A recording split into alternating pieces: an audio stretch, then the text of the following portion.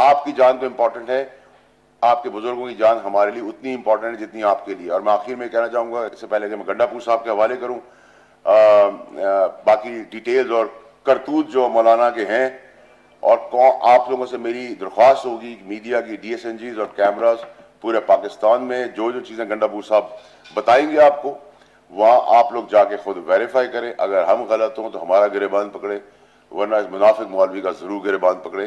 क्योंकि अब मौलाना को पता है, नैब ने भी इंक्वायरी कॉल कर ली है, उसमें भी वो ढिठाई की तरह कहता है कि जी एक पार्टी को बुलाया तो उनकी साहबजादी कहती है कि जी मैं पत्थर और गोले बरसाऊंगी, दूसरा ये कहता है कि मैं मुझे बुला के देखे।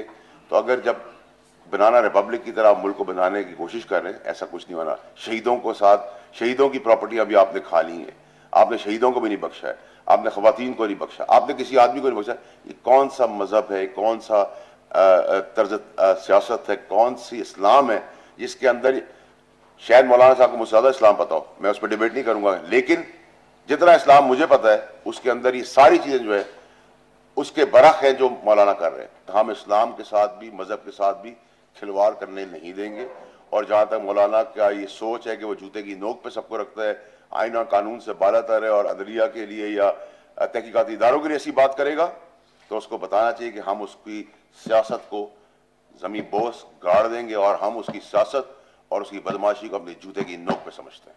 गंडापुर साहब आगे बताएं डिटेल्स प्लीज। बिस्मिल्लाहिर्रहमानिर्रहीम। जैसे आपको मालूम है कि मैंने 3 सवाल किए थे जिसका जवाब मुझे नहीं मिला, और अब मैं कानूनी माहिरीन से बातचीत कर रहा हूँ और अदालत में मैं इसे ये जवाब लूंगा, इसको जवाब देना पड़ेगा। एक सवाल मेरा था अजीत दोवाल के बारे में, किसकी उससे मीटिंग हुई और उस पर क्या बातचीत हुई, कौन को बताए, इसने नहीं बताया आप तक। अजीत दोवाल जो कि मौलाना फजल रहमान, ज़ाहिर बात है उसके बारे में ही बात हो रही है। उसके बाद जो है आपका दूसरा मेरा था कि जो इसने आज़ादी मार्च की थी उसमें, उसके दौरान बैन अवी क़ुव्वतों से इसके राब्ते थे और कश्मीर की काज को सबोटाज करने के लिए इसने जो हरकत की है उसके ऊपर ये जवाब नहीं दिया, अदालत में इसको देना पड़ेगा। तीसरा कि इसको पाकिस्तान में शिया सुन्नी फसादात करने के लिए फंडिंग हुई है, उस बारे में भी इसने जवाब नहीं दिया। ये जवाब तो अदालत में इंशाल्लाह मैं उससे ले लूंगा। इसके साथ जो ये खुद साख्ता सादिक और अमीन अपने आप को उस दिन एक प्रोग्राम में कह रहा था, उसके बारे में मैं ये कहूँगा कि जो चीज़ें हमने पहले बताई थी, अब आपके तवज्जो से पता चला हमें कि नैब ने उन सब लोगों को बुला के इन्वेस्टिगेशन शुरू कर दी है और ये जो चोरों का सरदार बना हुआ है उसकी वजह यही है, इसको पता चल चुका है कि इसके खिलाफ गिरफ्त तंग हो चुकी है और अब ये गिरफ्त में आ चुका है। इसलिए ये धमकी अमेज लहजा, इदारों को धमकियां देना, ये कहना कि जी मैं जूते की नोक पे रखता हूँ, मेरे कदमों के बराबर नहीं है, ये क्या मैसेज दे रहा है पूरी दुनिया को और पाकिस्तान को, ये बिल्कुल काबिल कबूल नहीं है। अब खुद सादिक और अमीन साहब ने, ये वो डॉक्यूमेंट्स हैं जो इलेक्शन कमीशन ऑफ पाकिस्तान उन्होंने खुद जमा किए हैं विद एफिडेविट। वो जदाद है तो इन्वेस्टिगेशन हो रही है, सवालनामा भी जा चुका है, सवालनामे का जवाब मुझे यकीन है कि नहीं देगा, लेकिन इसको देना पड़ेगा, इसको इदारे मजबूर करें इस बात पे कि जवाब दे उनका। अब इसमें ये लिख रहा है, इसकी एक प्रॉपर्टी है DI खान में जो इसने खुद मानी है इसके अंदर एफिडेविट के ऊपर, और मार्केट वैल्यू लिखी है उसकी। ये इसका एक DI खान में एक 40 कनाल के ऊपर एक बंगले, एक नहीं बंगलात हैं इसके, 6 बंगले हैं इसके, और उन 6 बंगलों में कौन रिहायश पजीर है, उसमें एक ये खुद है, एक में इसके वो 2 बेटे जो कहते हैं हमारा कोई कारोबार नहीं है, इसमें 2 इसके वो भाई जो कहते हैं हमारा कोई कारोबार नहीं है, और एक इसका वो भाई के जो TNT में भर्ती हुआ, पाकिस्तान की तारीख में एक ऐसा अफसर जो TNT का मुलाजिम था और वहां से DMG बन गया, और कैसे बना वो भी ये जवाब दे इस बात का, और जिन हुकूमतों ने बनाया उसको वो भी जवाब दें इस बात का कि क्या थ्रेट थी, यही ब्लैकमेलिंग और बत्ताखोरी जो मौलाना करता रहा है हर हुकूमत से, उसी के सबब ये बनाइए। अब ये उसमें लिख रहा है, उन 6 बंगलों की कीमत ये लिख रहा है 2.5 मिलियन, 25 लाख रुपए। अब मैं आपको शेयर कर दूंगा वीडियोज उनकी बार बार से, और आपसे ये दरख्वास्त है कि आपके चूंकि मौजूद है हर जगह पे नुमाइंदे, अंदर जाके इसको अपनी ये तलाशी देनी पड़ेगी, क्योंकि तलाशी वो नहीं देता जो चोर होता है, और अगर ये चोर नहीं है तलाशी दे। आप इन बंगलों को जाके चेक करें और एवेल्युएट करें इसको कि क्या ये बंगले 25 लाख रुपए के हैं, आपको पता चल जाएगा कि कितना सादिक और अमीन ये शख्स है, खुद साख्ता जो बना हुआ है। दूसरी इसकी प्रॉपर्टी, एक और बंगला इसने, 2 बंगले इसके शो किए अब्दुल खेल अपने गांव में, उसकी वीडियो भी आप देख लेना। एक बहुत बड़े हाथे पे एक कवर एरिया में वो 2 बंगले बने हुए हैं और कीमत लिख रहा है उसकी 15 लाख रुपए। तो ये कौन सा ठेकेदार है, ये कौन से बंगले हैं जो इतने कम पैसों में बनते हैं। फिर नीचे लिख रहा है अपनी फर्नीचर की वैल्यू, ये इसके अपने डॉक्यूमेंट है जो इसे जमा कराए हैं 60,000 रुपीज। आप जरा चले जाए मौलाना साहब के अपने ड्राइंग रूम में, जो एक कुर्सी से बैठ के इंटरव्यू देता रहा है कई दफा, ये उस एक कुर्सी की कीमत भी 1 लाख से ऊपर होगी। और ये 6 बंगले और फिर ये 2 बंगले और उनके अंदर फर्नीचर की टोटल कास्ट 60,000 रुपए, ये कौन से एक मजाक है? तो पहले तो इसका ये जवाब दे। साथ साथ अभी जो सवालनामा आया है, मुझे मीडिया के जरिए पता चला कि उस सवालनामे में एक सवाल इस पर यह भी किया गया है कि जो शहीदों के लिए आर्मी को जमीन दी गई, उस जमीन में भी इसने इंतकाल चढ़वाया अपने लोगों के फ्रंट बैंड के नाम के ऊपर, और वो सवालनामे में मौजूद है, उसके जवाब आने का इंतजार है। लेकिन मैं आपको बता दूं कि ये बहुत पुराना केस है। जब शहीदों को जमीन चाहिए थी, इसकी हुकूमत थी वहां पर, इसकी सूबाई हुकूमत ने इसने ब्लैकमेल किया, जिस तरह इदारों को हुकूमतों को ब्लैकमेल करता है, और इसने भत्ते के तौर पे वो जमीन ली और शहीदों की जमीन में हिस्सा लिया और अपने फ्रंटमैन के नाम पे चढ़ाया। ये भी आपके सामने आ जाएगा। लबे लुबाब ये है कि मौलाना साहब आपको हिसाब देना पड़ेगा, मौलाना साहब आपको चोरी का जवाब देना पड़ेगा। आप ये धमकियां मेज लहजे के साथ इदारों को ब्लैकमेल नहीं कर सकते। ये हुकूमत आपको नहीं छोड़ेगी। आपने जो हड़प किए हैं अरबों रुपए, इसका जवाब देना पड़ेगा। और इंशाअल्लाह बहुत जल्द ये जो बाकी जो बैनुल-अक़वामी इदारों के साथ से काम किया और पाकिस्तान को कमजोर करने का काम किया, उसका जवाब तो मैं अदालत में से ले लूंगा। मुझे पूरी उम्मीद है कि नैब जो है अपनी कार्रवाई करके ये जितनी भी चीज़ों पे सवालनामे भेजे हैं और जो फ्रंटमैन की जायदादें जो डिटेल्स उनके पास हैं और सबको बुलाया है, उनसे पूरी तरह इंटरोगेट करके मौलाना को इंशाल्लाह बहुत जल्द इंशाल्लाह सजा होगी। एक चीज़ और भी यहाँ क्लियर करता चलूँ कि जो सारी तकलीफ, परेशानी और बौखलाहट है वो ये है कि जो 40-45 साल से, क्योंकि सभी लोगों ने व्हीलिंग डीलिंग की है, चाहे वो मुशर्रफ हो, चाहे वो जरदारी साहब हो, चाहे वो नवाज शरीफ हो, सब ने इसकी ब्लैक मेलिंग पे आके मौलाना डीजल की अपने घुटने टेक दिए। इमरान खान ऑपोजिशन में इमरान खान साहब जब थे वो तब नहीं झुके, वो आज नहीं झुकेंगे, वो कल नहीं झुकेंगे। मौलाना को सबसे ज्यादा तकलीफ परेशानी इस चीज की है कि उसकी गिरफ्त तंग होती जा रही है, अब वो इदारों से भाग नहीं सकता, और उसके लिए वो 2 चीजें हमेशा की तरह करता है। एक, मजहब का इस्तेमाल करता है, जो इस बार हम किसी तरह होने नहीं देंगे, और ये सारे मुसलमान पाकिस्तानियों का राइट है। और हम बताएंगे कि हम शहर में रहने वाले हैं, लेकिन हम भी अपने मजहब के बारे में उतना ही एहतराम और उसके साथ प्यार उतना ही करता है जितने आम मुसलमान करता है। कोई ये खास मुसलमान नहीं है मौलाना। नंबर 2, ये मासूम लोग जो मदरसों में कुरान शरीफ की तालीमात लेने आते हैं, उनको गुमराह करके उनके हाथ में डंडे बंदूकें पकड़वा कर उनको सड़कों पे लेके आता है अपने पाकिस्तानी भाइयों के ऊपर, और इसने पहले भी किया, और उसके अंदर फिर ये गोलियां मरवा के उनको मरवा भी देता है। तो अब एहतसाब सिर्फ लूट घसूट, डीजल के परमिट, अरबों रुपए की जमीनें, कारोबार ना होने का, नौकरी ना होने के बावजूद, इतना सब कुछ होने के बाद अब उन कत्ल आम का भी है जो इसने पास्ट में किए हैं। और जो गंडापुर साहब ने बात बताई, मैं आपके तवस्सुस से, गंडापुर साहब की इजाजत से कहता हूं कि मौलाना की जितनी भी चीजें लिखी हुई है उसको 10 गुना कीमत में खरीद ले, और मैं आपके तवस्सुस से कहता हूं और अपनी कीमत भी लगा ले, फिर आप बताते हैं कि हम कितनी कीमत देते हैं। हुकूमत जब्त कर लेगी, क्योंकि एक तो बेनामी है बहुत ज्यादा, दूसरी बात यह है जो इसने लिखा है, मैं आपको दोबारा रिक्वेस्ट करता हूं कि आपको ये रोक नहीं सकता। आप अपने तमाम अपने जो हैं उनके नुमाइंदे भेजें, और सिर्फ ये जो इसने खुद लिखा है कीमत, जरा इन बंगलों की कीमत लगवा लें, और आप जरा बताएं कि ये इतने कम पैसों में ये बंगले कहां से बनाता फिर रहा है, और जमीन की जो प्रॉपर्टी की कीमत है वहां पे वो डी खान में जाके पता चल जाएगी आपको। इसको एक्सपोज करें इस चीज के ऊपर, जकूज़ी का जिक्र कर दें। हाँ, ये तो खैर वो जब ये जाएंगे और ये बंगले के अंदर से वीडियो बनाएंगे, जो मौलाना साहब अगर आपको नहीं छोड़ता तो इसका मतलब है वो चोर है, फिर तो डिक्लेयर हो गया कि चोर है। और अगर आपको छोड़ता है तो जरा देख लेना, ये 60,000 रुपए के फर्नीचर के हिसाब करते हुए जरा मौलाना साहब के वॉशरूम में वो 10 लाख से ज्यादा कीमती जो चकूदी लगाई हुई है इसने, वो भी देख लेना कि वो 60,000 में आती है, कितने में आती है। तो ये सारा आप करें, इसको एक्सपोज करें इसको, और इदारे जो है उनको धमकियां जो दे रहा है, मेरी पूरी कौम को मेरा मैसेज है कि इदारे की धमकियों में मजीद नहीं आएंगे, और इसको एक्सपोज करेंगे और इसको जल्द सजा होगी इंशाल्लाह। आखिरी चीज जो आपसे जिक्र कर रहा था, देखिए आपकी बड़ी इंपॉर्टेंट रोल है, चाहे वो हमारे लिए या किसी के लिए भी हो, कि 11 पार्टियां पीडीएम के अंदर समेत मौलाना के जो नैनी और आया का किरदार अदा कर रहे हैं आजकल, हम अपने बच्चों के लिए रखते हैं परवरिश करने के लिए, मरियम नवाज और बिलावल के लिए। मुझे बताएं कि इमरान खान साहब इन 11 पार्टियों के अगेंस्ट एक अकेला आदमी खड़ा हुआ है, और उसका कसूर ये है कि जो 35 साल में वो डीलें लोग करते आए हैं, वो अब पाकिस्तानी कौम के साथ धोखा नहीं करना चाहता, वो डील नहीं करना चाहता।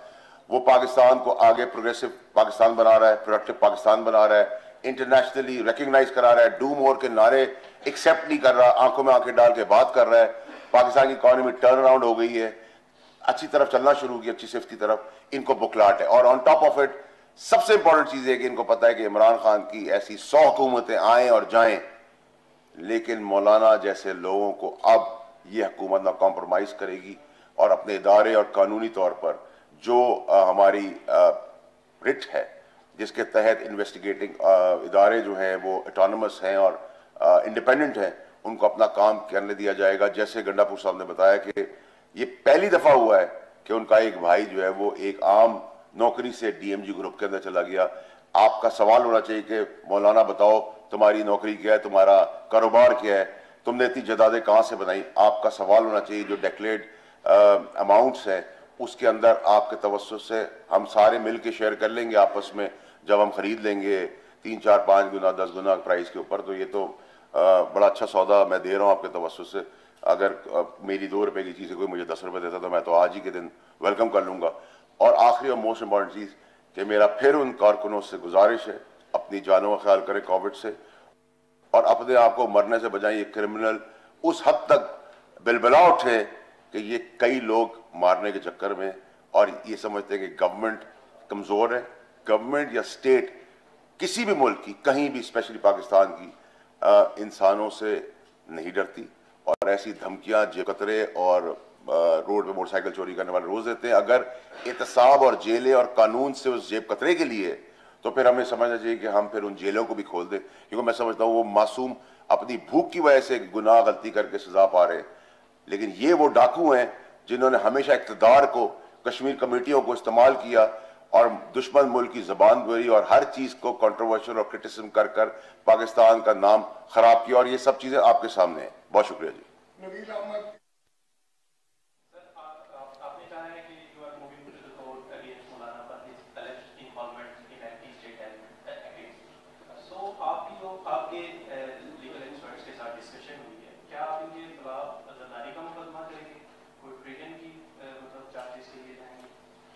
इसके बारे में जी मैंने जिस तरह बताया आपको, कानूनी वायरिंग से बातचीत हो रही है और पूरा केस तैयार हो रहा है और जैसे वो मशवरा देंगे उसके मुताबिक ही जो दफात लगते हैं उन्हीं दफात को ही आगे रख के इसको हम लेके जाएंगे। उसके सबूत इंशाल्लाह हमारे पास मौजूद है और इंशाल्लाह बहुत जल्द आपके सामने आ जाएंगे। अब देखें, मैं तो चूंकि कानून का माहिर नहीं हूं, मैंने बताया कि माहिरीन से बात हो रही है, जब वो केस हम इंशाल्लाह फाइल करेंगे तो आपके सामने आ जाएगा। वहाब कामरान समा से सर, फैसल साहब ने तो गोली लगा दी है मौलाना के जयरादा से, आप कितनी ऑफर करते हैं मौलाना समेत मौलाना के? मैं जी इसी रिश्ता कहूँगा, चूंकि मैं डी खान में रहता हूँ, मौलाना की बहुत सी चीज़ें मुझे पता है। ठीक है, मेरी एक्सेस उसके वॉशरूम तक नहीं है, उस जकूज़ी तक नहीं है, लेकिन मुझे पता है कि लगी हुई है। इस तरह उसके ड्राइंग रूम तक भी नहीं है, लेकिन मुझे मालूम है कि वो कितनी फर्नीचर कितने का है और ये बंगले की कीमत क्या है। लेकिन मैं इतना गारंटी करता हूँ आपको कि जिसको इसने लिखा है 25 लाख रुपए, ये टोटल प्रॉपर्टी और ये बंगले जो हैं ये 30 करोड़ से कम के नहीं है। ये तो बड़ी कम कीमत लगा रहा है उनकी। ये आप जाके डी खान में अपने नुमाइंदों को भेजेंगे और वो वीडियो बनाएंगे तो आपके सामने आ जाएगा। और अगर ये नहीं छोड़ेगा तो समझ जाए और डिक्लेयर कर दें कि ये चोर है, क्योंकि तलाशी हमेशा चोर ही नहीं देता, जो चोर ना हो वो तलाशी देता है। ये जो एक बेंगलो इसने खुद जो इसे लिखा हुआ है, ये वो डॉक्यूमेंट्स हैं जो इसने खुद फाइल किए हैं इलेक्शन कमीशन के अंदर, सादिक और अमीन विद एफिडेविट किए हैं खुद सादिक और अमीन ने। तो पहले इसका जवाब तो दे दे। वो बेनामी तो केस चल रहा है, इंशाल्लाह और भी बेनामी बहुत से नहीं कर रहे हैं, वो तो लंबा केस है, तो चलेगा, इन्वेस्टिगेशन उसमें अभी शुरू हो चुकी है। लेकिन ये तो जो खुद इसने लिखा है, ये तो सिर्फ वो बता रहा हूं मैं आपको। और अब्दुल खैर का बंगला भी शामिल है इसमें, जो 2 ह्यूज बेंगलोस, जिसके अंदर खाली जो बाहर की वीडियो आपको शेयर होगी अभी, वो आप चलाएं कि बाहर से कवर्ड एरिया को देखें और खाली वो स्प्लिट्स के आप यूनिट देख लें कितने लगे हुए हैं और कीमत लिखी हुई है उसकी 15 लाख रुपए और 60,000 में फर्नीचर उसका भी शामिल है। ये 6 बंगले ये और 2 बंगले ये।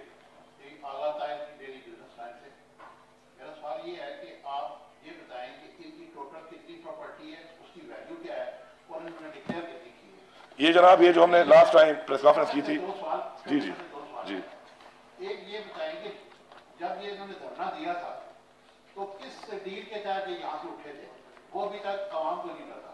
वो वही डील है। थर्ड ये है कि मौलाना साहब को के खिलाफ अभी आप नैब में जा रहे हैं, तो 2.5 साल तक हुकूमत कहाँ थी, उनको नजर नहीं आ रहा था कि मौलाना साहब ने ज्यादा कानूनी जायदादें बनाई हुई है। सबसे पहले तो देखिए जी, आपके सवाल का जो जहां तक नैब की आपने बात की है, नैब ऑटोनमस इदारा, इंडिपेंडेंट इदारा है, उसने 2.5 साल लगाए हैं उनकी सब चीज़ें तफ्तीश करने तक। नंबर 1, गवर्नमेंट का इसमें कोई रोल नहीं है। नंबर 2, आपने कहा कि उनकी कितनी जायदादें जो गंडापुर साहब बता रहे हैं, लेकिन इसमें दुबई की अरबों रुपए की प्रॉपर्टियां वो अलग भी ढूंढ रहे हैं अभी हम, इंशाल्लाह वो भी बहुत जल्द सामने आ जाएगी, हम काम कर रहे हैं उस पर।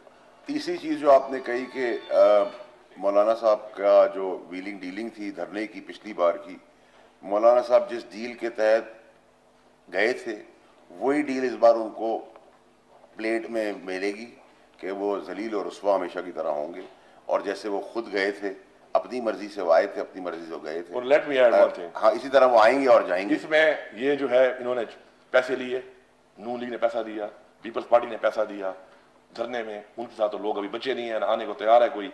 ये मरसे के बच्चे उठा के यहाँ पे ले आया, यहाँ पे 1 अरब रुपए में इसने बचत करके एक कैफे पे बंगला खरीद लिया, जिसमें बैठा होता है और इंटरव्यू दे रहा होता है, कोई पूछे इसे कहाँ से लिया है, तो बाकी पैसे खत्म हो रहे थे, तो जब पैसे खत्म हो रहे थे वो दे नहीं रहे थे, तो मौलाना साहब ने यहाँ से कूच किया और वो जो 18-20 करोड़ रुपए उसने कमाए इसने, उसमें एक बंगला खरीद लिया। उस बंगले का भी हिसाब मांगेंगे क्योंकि वो भी इसको शो करता है कि नहीं करता, अपने आने वाले अभी डॉक्यूमेंट्स में वो पता चलेगा। ये जो डिटेल है ये वो सारी डिटेल है जो आपसे पहले शेयर हो चुकी है। इसमें सारे वो फ्रंट मैन है जिनको अब नैब ने बुला लिया है और इन्वेस्टिगेशन शुरू कर दिया उनके ऊपर। वो लोग ये बताएंगे कि अगर ये जायदाद मौलाना की नहीं है तो आखिर उन्होंने कहां से ली है। उनको तो मनी ट्रेल शो करनी पड़ेगी, तो अगर वो मनी ट्रेल शो नहीं करते तो मैं समझता हूं कि ये जायदाद जब्त होनी चाहिए। और इस जायदाद में भी जो रेट लिखे हुए हैं ये रेट बहुत कम है। जिसका लिखा हुआ है 3 करोड़ वो कम से कम 13 करोड़ की है, जिसका लिखा हुआ है 2 करोड़ वो कम से कम 12 करोड़ की है, जिसका लिखा है 5 करोड़ वो कम से कम 20 करोड़ की है। वो सारा कुछ भी हम रिकॉर्ड मुहैया कर रहे हैं। और जो अकरम दुरानी ने फ्रंट मैन बन के अटक में एक 1800 कनाल के ऊपर एक इतना बड़ा एक शिकारगाह बनाई हुई है और दुबई में रुपये उसने इन्वेस्ट किए हैं, उसके डॉक्यूमेंट भी हम निकाल रहे हैं, इंशाल्लाह वो भी हम सामने लाएंगे। मौलाना धमकियां देकर ये ना समझे कि वो धमकी देगा और धमकी देके वो ये समझता है कि हम उसको छोड़ देंगे। ये धमकियां नहीं चलेंगी, ये ब्लैकमेलिंग मजीद नहीं चलेगी, बत्ताखोरी नहीं चलेगी। शहीदों की जमीन इसने भत्ते से ली है और नैब के सवालनामे में वो शामिल है कि बताओ कि तुम्हें ये जमीन क्यों ट्रांसफर हुई है। ये जवाब अगर नहीं देता तो समझे चोर है। 24 तारीख को टाइम दिया हुआ है उन्होंने, आपके सामने आ जाएगा। अच्छा, ये बताइए कि हम उनसे सवाल कर लेंगे, आप अपने बारे में बताएं कि गुज़श्ता रोज़ वज़ीर-ए-आज़म इमरान खान की जमीन रेगुलराइज हुई है और 106 रुपए फी मरबा फीट के हिसाब से हुई है। अपोजिशन आप पर भी इल्जाम लगा रही है कि मौजूदा वज़ीर-ए-आज़म खुद अपनी जमीन कम रेट पे करवा रहे हैं और इल्जाम आप दूसरों पे। और साथ ही फैसल वाडा साहब से ये सवाल है, 7-7 माह तक आपका केस अदालत में है दोहरी शहरियत का, उस पर आप जवाब नहीं दे रहे होते। साथ मालूम जफा जैसे इशूज या फिर BRT पेशावर जैसे केसेस ये चल नहीं रहे, आपके अपने हुक्मरानों पे